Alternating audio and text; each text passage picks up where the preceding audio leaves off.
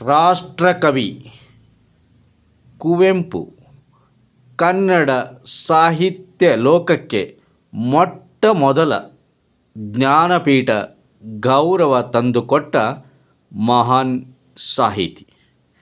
ಕತೆ, ಕವಿತೆ, ನಾಟಕ, ವಿಮರ್ಶೆ, ಕಾದಂಬರಿ, ಆತ್ಮಚರಿತ್ರೆ, ಜೀವನ ಚರಿತ್ರೆ, ಮಹಾಕಾವ್ಯ ಸೇರಿದಂತೆ ಸಾಹಿತ್ಯದ ಎಲ್ಲ ಪ್ರಕಾರಗಳಲ್ಲೂ ಸೈ ಎನಿಸಿಕೊಂಡ ಅಪ್ರತಿಮ ಬರಹಗಾರ.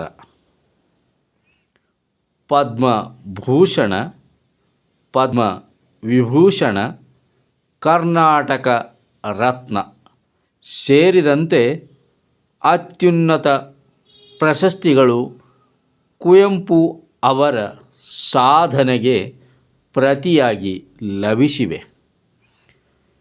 ಜಾತಿಯನ್ನು ಸುಡುವ ಮಂತ್ರಕಿಡಿ ಪ್ರೀತಿ ಒಂದೇ.